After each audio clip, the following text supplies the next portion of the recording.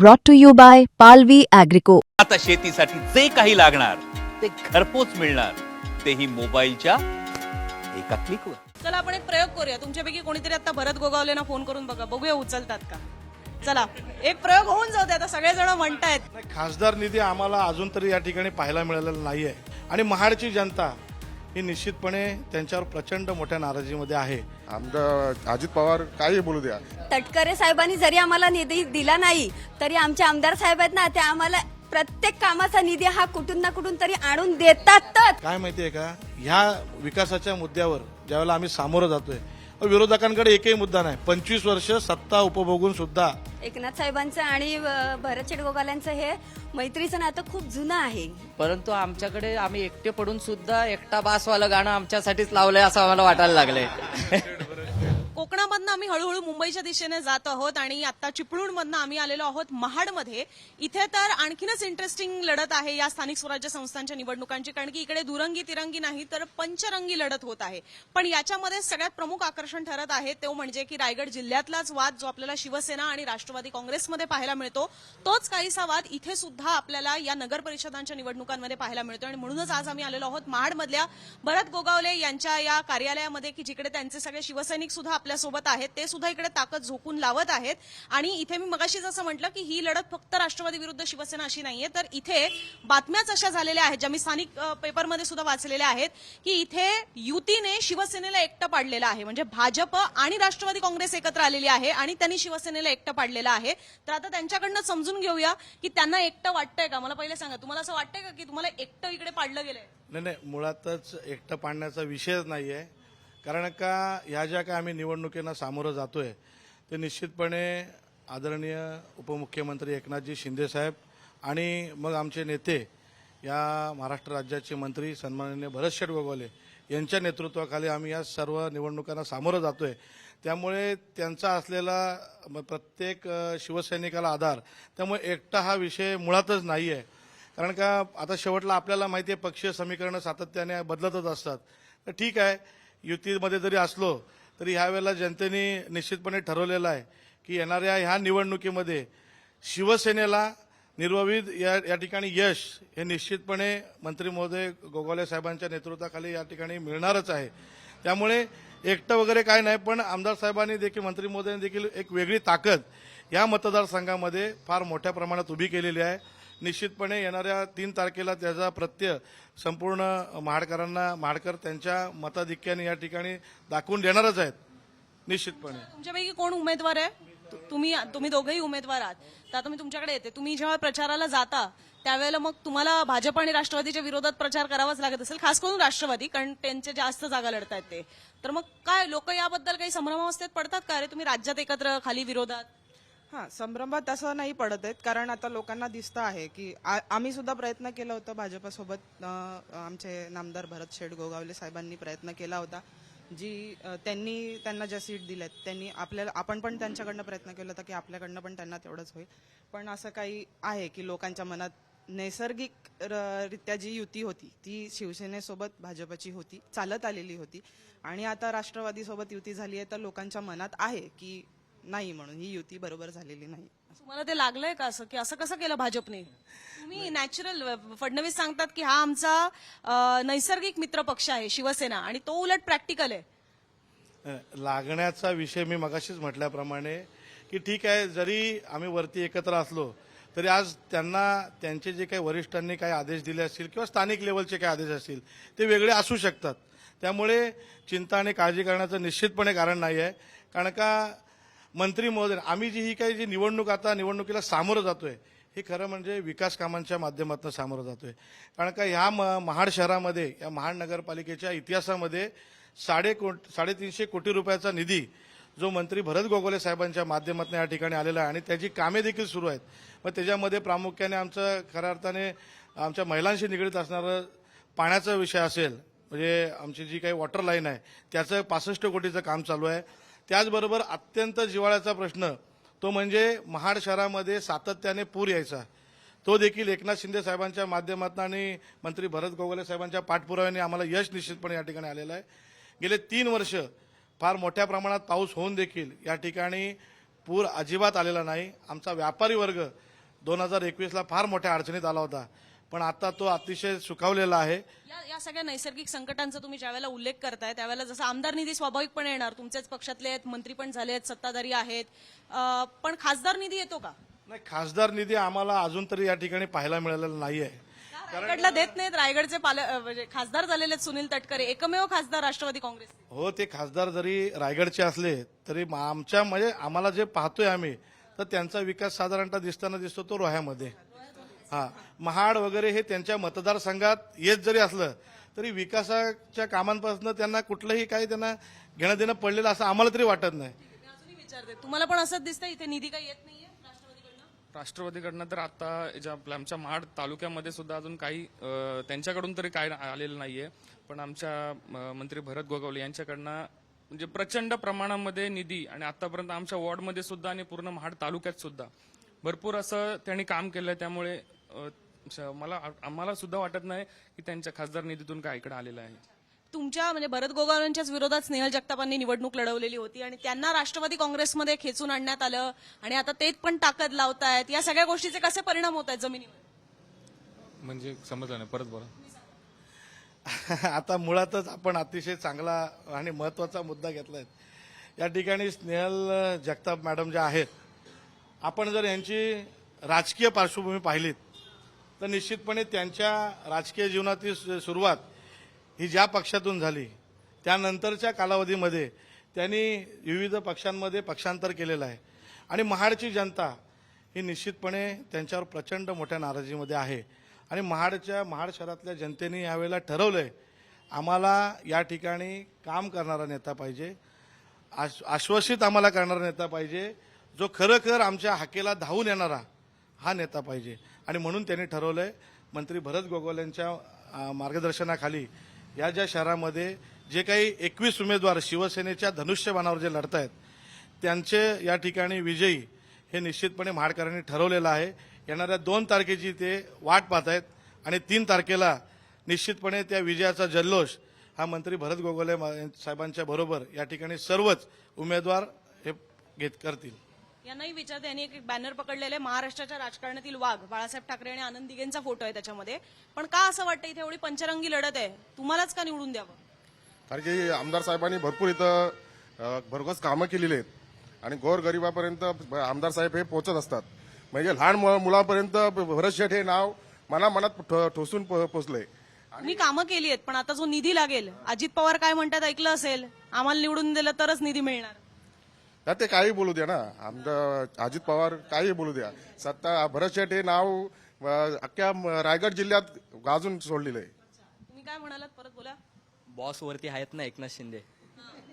अर्थ निधी चाव्या अजितदादांकडे नाही, तरी पण चाव्या त्यांच्याकडे असल्या तरी आमचे दोन्ही नेते आमचेच आहेत, आमच्याकडे पण आहेत. आमदार निधीतनं वगैरे भागेल. त्यांनी दिला नाही आम्हाला. तटकरे साहेबांनी जरी आम्हाला निधी दिला नाही तरी आमचे आमदार साहेब आहेत ना, ते आम्हाला प्रत्येक कामाचा निधी हा कुठून ना कुठून तरी आणून देतातच. आणि मेन म्हणजे आमच्या महिलांचा एवढा त्यांच्यावर विश्वास आहे की आम्हाला आमदार हे भरतशेठ गोगावले आणि अजून त्यांना वरचे मंत्रीपद जे आहे ते पण मिळावं, ही खूप आमची मनातली इच्छा आहे. आणि आज आमचे जे उमेदवार आहेत त्याने आम्ही आमच्या वॉर्डमधून सगळ्यांना निवडून देणार. बोला, आता बोला. आमचे पालकमंत्री होणारच ते आणि प्रत्येक लेडीजवर प्रत्येक कामाकामात त्यांचं लक्ष असतं. आणि एवढा निधी दिलाय की पाण्यापासून तर आतापर्यंत सगळ्या गोष्टी त्यांनी पूर्णपणे केल्या आहेत. की 360 कोटींचा त्यांनी निधी आणून दिलाय. हे काम 14 ताळे ते कधी सलामी दिली. त्या आमच्या मुख्यमंत्री साहेबांनी आपल्या आमदार साहेबांना त्यांना ती हे आणून दिलेली, त्यांनी सलामी द्यायला लावली तिथे. मला वाटतं निधी येईल. आज निधी येऊ अगर न येऊ, आज आमचे प्रॉब्लेम सगळे सॉल्व्ह ते करतायत ना. प्रॉब्लेम सॉल्व्ह ग्राउंड लेवलला जाऊन ते प्रॉब्लेम सॉल्व्ह करतायत. आज आमचं पाण्याचा केवढा प्रॉब्लेम होता, लोक कोण आलेत का बघायला? आज त्यांनी नदीमधला सगळा गाळ काढला म्हणून आज आम्ही व्यवस्थित आहोत. लोकांची काय अवस्था होती, लोक काय निधी घेतायत, सगळं करतात, पण ते ग्राउंड लेवलला जाऊन काम करतायत. आणि निधी आमच्याकडे निधी येईल का, तर ज्यावेळेस सन्माननीय आमदार ज्यावेळेला फक्त आमदार साहेब आमदार होते तेव्हापासूनच साहेबांनी निधी आणलेला आहे. आता तर साहेब मंत्री आहेत आणि एकनाथ शिंदे साहेब हे नगरविकास खात्याचे मंत्री आहेत. त्यामुळे आमच्या नगरपालिकेला एकनाथ शिंदे साहेबांनी ज्यावेळेला महापुराची जी परिस्थिती झाली होती त्यावेळेस सुद्धा स्पेशल यंत्रणा राबवून पुढच्या 48 तासामध्ये तेव्हा ते मुख्यमंत्री होते ना, आता ते मुख्यमंत्री नाही आहेत. आता दादा या निवडणुकांमध्ये म्हणतायत की आम्हाला निवडून नाही दिलं तर आम्ही देणार नाही. एकनाथ शिंदे साहेबांचं राजकारण हे आपण आता बघितलं की धर्मवीर आनंद दिघे साहेबांच्या याच्यावरती नेतृत्वावरती आलेलं आहे. त्यामुळे त्यांनी कधीही कुठं म्हणजे दुश्मनाचं पण कधी वाईट केलेलं नाही. त्याच्यामुळे आमचे तर साहेबच भरतशेठ गोगावले साहेब हे त्यांच्या अगदीच खास असल्यामुळे त्यामुळे ते अशी निधीची चिंता आमच्या नगरपालिकेला काही येणार नाही याची आम्हाला खात्री वाटते. का बरं असं का? शिंदे यांचे खास काय आहेत गोगावले? आता त्यांच्यासोबतचेच एवढे 40 आमदार घेऊन गेलेले, गोगावलेच का खास? आता ते तुम्हाला गोगावले साहेबांनाच विचारावं लागेल. मैत्रीचं नातं आहे त्यांचं घट्ट. एकनाथ साहेबांचं आणि भरतशेठ गोगावलेंचं हे मैत्रीचं नातं खूप जुनं आहे. अगदी शेठ ह्याच्यात असल्यापासून, शिवसेनेमध्ये असल्यापासून आज मुख्यमंत्री शिवसेनेतच आहेत ना. हा, आणि शेठ आमचे हे पक्ष सोडून गेलेले नाहीयेत. हे मेन कारण आहे की शेठ आमचे पक्ष सोडून गेलेले नाहीयेत. ते एकनाथ साहेबांसोबतच राहिलेत आणि दिघे साहेबांचीच पुढे परंपरा चालू ठेवलेली आहे त्यांनी. मला एक सांगा, आता तुम्हाला परत येते उमेदवारांकडे खास करून, की भाजप सोबत आली नाही, जागा वाटप धड केलं नाही म्हणून तिकडे कणकवलीमध्ये डायरेक्ट शिंदे ठाकरेंसोबत गेले आणि त्यांनी दोघांनी मिळून आता भाजपच्या विरोधात लढा देत आहेत. राणेंना एकटं पडलं, असा प्रयोग इथे नाही करावा असं वाटलं? ऑफिस पण शेजारी शेजारी आहेत तुमचे. कसं आहे माहितीये काय मॅडम, आता ही स्थानिक स्वराज्य संस्था आहे. ती पण स्थानिकच आहे कणकवली. मग तीच ना सांगतोय ना की स्थानिक स्वराज्य संस्थांच्या निवडणुकांमध्ये आता जसं वरती आता युतीने जातात, युती आपल्या 3 पक्षांची युती आहे ना, माहिती आहे ना आपल्याला. आता ठीक आहे, खाली काही मतमतांतर असू शकतात, त्याच्यामध्ये काही स्थानिक लेवलला वेगवेगळ्या अडचणी असू शकतात. युत्या आघाड्या करत असताना काही तिथल्या स्थानिक विषय, काही वाद असू शकतात. ठीक आहे, कदाचित त्या विषयांवर ती युती झाली नसेल, पण ठीक आहे. आमच्या इथं मंत्री महोदयांनी आमचे जो पारंपरिक आमचा जो मित्र आहे, नैसर्गिक आमचा जो पार्टनर आहे, त्यांना पाचारण निश्चितपणे त्यावेळेला केलं होतं. ठीक आहे, आता काही कारणास्तव झाली नसेल, नाही आता झाली नाही तर बरोबर आहे, मी तेच म्हणते. तिथे आता बघा तुमचं निलेश राणे आहेत तिकडे. आता निलेश राणेंचं ठाकरे हे काय 36चा आकडा आहे तोही आपण पाहिलाय, तरी पॅचअप करून घेतलं. मग ते इथे नाही वाटलं की असं आपण पण आता ते आपल्यासोबत येत नाहीत, आपणही त्यांच्यासोबत जायचं नाही आणि दुसऱ्याच सोबत सगळी करायची. आता कसं आहे माहितीये काय की मी मगाचपासून तेच सांगतोय, ह्या ज्या काही निवडणुका आम्ही ज्या निवडणुकांना सामोरं जातोय ते विकासांच्या मुद्द्यावर, विकास कामांच्या मुद्द्यावर. आणि आम्हाला निश्चितपणे खात्री आहे मंत्री भरत गोगावले साहेबांवर, आमचे नेते विकास शेठ गोगावले साहेबांवर, की त्यांनी जो काही 4 वर्षामध्ये प्रशासकीय काळामध्ये जो काही विकास या ठिकाणी घडून आणलाय. कारण का आपण जर पाहिलं तर नगरपालिकेच्या आमच्या इतिहासामध्ये एवढा निधी कधीच आजपर्यंत आला नाही. एवढी मोठी कामे आणि महत्वाची जी लोकोपयोगी कामं आहेत ही आजपर्यंत कधीच झाली नाहीत. 25 वर्ष आमची ही नगरपालिका जगताप आपण मगाशी म्हटलात त्यांच्या ताब्यात होती, किंबहुना स्वतः त्यांनी मागच्या 5 वर्ष त्या नगरपालिकेचं प्रतिनिधित्व केलंय. पण आपण पाहिलं तर आम्ही देखील आमच्या प्रभागामध्ये आम्हाला मंत्री महोदयांनी जवळजवळ 15 कोटी रुपयांचा निधी दिला. मग त्याच्यामध्ये आमचे डॉक्टर बाबासाहेब आंबेडकरांचं 14 तळे असेल, याचं सुशोभीकरण असेल, विविध प्रकारचे आमच्या इथले गार्डन्स असतील, त्याचबरोबर समाज मंदिर असतील, समाज हॉल असतील, अंतर्गत रस्ते असतील, गटर्स असतील. अहो काय माहिती आहे का, ह्या विकासाच्या मुद्द्यावर ज्यावेळेला आम्ही सामोरं जातोय, विरोधकांकडे एकही मुद्दा नाही. 25 वर्ष सत्ता उपभोगून सुद्धा विरोधकांकडे एकही विकासाचा मुद्दा नाही. त्यांच्याकडे एक मॉडेल आहे फक्त, ती नगरपालिकेची इमारत. क्लिअर करा, विरोधक म्हणजे राष्ट्रवादी आहे का ना, आहे ते आहे ना आजच्या कंडिशनला.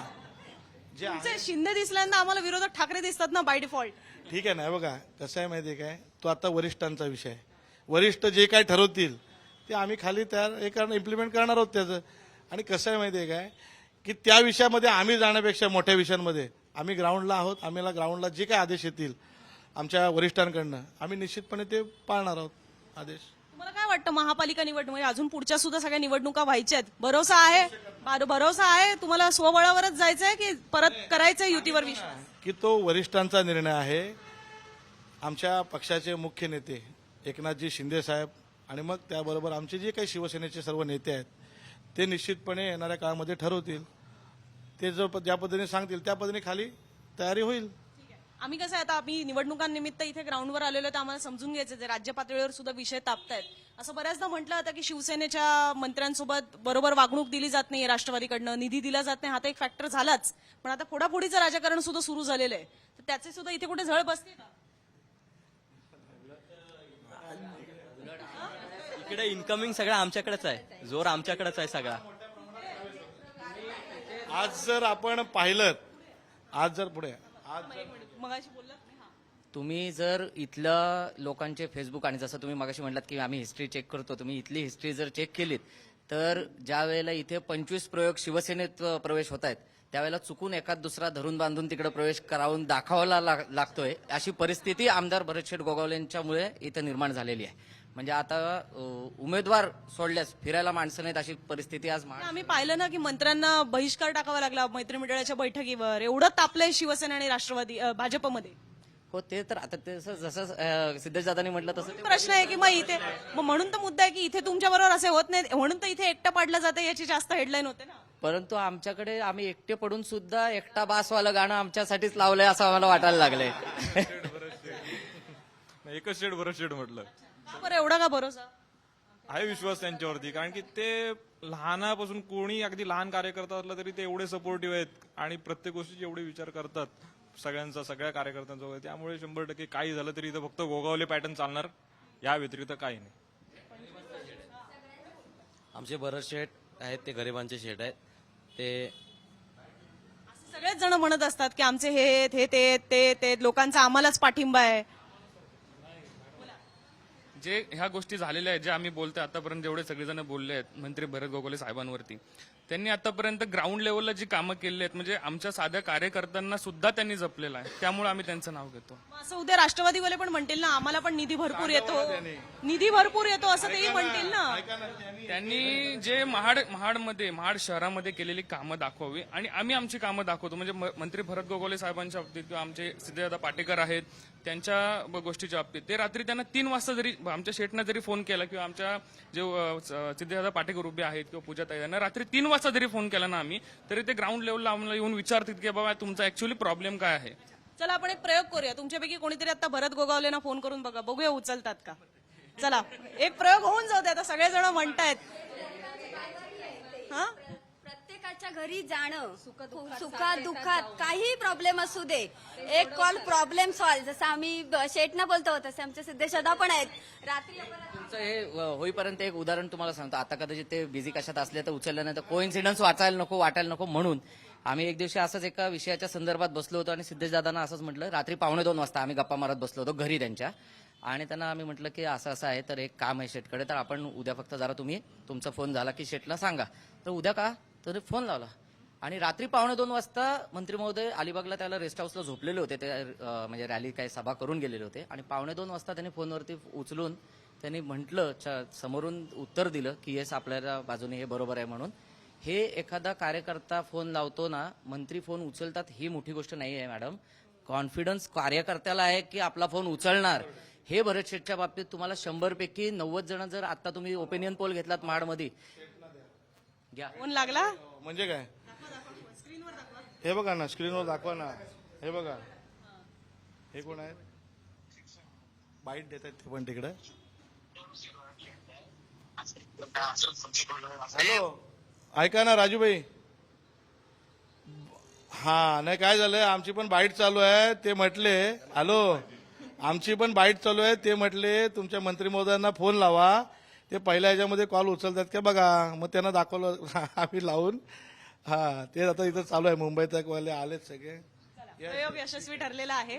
तर जसं आता उमेदवार म्हणत होते तसा उमेदवाराचा तरी फोन जो आहे तो एका झटक्यात उचललेला आहे आणि त्यांचा दावा आहे की लोकांचे सुद्धा उचलतात, कार्यकर्त्यांचे सुद्धा उचलतात. कार्यकर्ते आहोत आणि त्यांना माहिती आहे की आमचा प्रत्येक कार्यकर्ता हा तळागाळात काम करणारा आहे. त्यामुळे त्याचा फोन रात्री अपरात्री हे भरत शेठ अगदी 3 वाजता असू द्या 4 वाजता असू द्या, त्यांना रात्री 2 वाजता जरी झोपले ना ते आणि 3:30ला जरी कोणी फोन केला तरी ते इथं पैज लागतात. पैज ऐकलं काय की भरत शेठ गोगावलेंना फोन लावायच्या पण पैज लागतात. की रात्री 2-3 वाजता बघा शेठना फोन लावा, तो म्हणतो की तू तुझ्या नेत्याला लाव, तो म्हणतो आम्ही नाही आमच्या नेत्याला लावू शकत. पण भरत शेठ गोगावलेंना फोन लावल्यानंतर त्यांच्या नेत्याने त्यांच्या एका कार्यकर्त्याने जरी फोन लावला ना तरी भरत शेठ गोगावले फोन उचलतात. आमचे सोडा, आम्ही तर त्यांचे कार्यकर्ते आहोत, पण विरोधी पक्षातले जे आहेत ना कार्यकर्ते ते पण भरत शेठना फोन लावून त्यांची कामं रात्री 2-2 वाजता सांगतात आणि भरत शेठ फोन उचलतात. हे त्यांचं वैशिष्ट्य. आणि त्यातूनही कुठल्या अधिवेशनात वगैरे कशातही असू द्या, त्याच्यानंतर त्यातून बाहेर पडल्यावर जे मिस कॉल आहेत त्याच्यात सगळ्यात जास्तीत जास्त रिप्लाय देणारे आमचे नामदार आहेत. त्याच्यावर तुम्हाला वाटतं की ही निवडणूक सुद्धा ते काढतील? 100%. त्याच्यापेक्षा पुढे जाऊन मी तर म्हणतो तुमचा तर नंबर त्यांच्याकडे सेव्ह नाही. तुमचा हा कार्यक्रम संपल्यानंतर तुम्ही त्यांना फोन करून बघा, तुमचाही फोन उचला. म्हणजे असे काही गणित नाही. भरत गोगावले आमदार, ते आमदार असतानाच आहे फोन नंबर म्हणून. फक्त पार्टीच्या कार्यकर्त्यांचे फोन उचलतात. त्यांची बाईट चालू आहे. ठीक आहे. करून बघा. उचलला ना.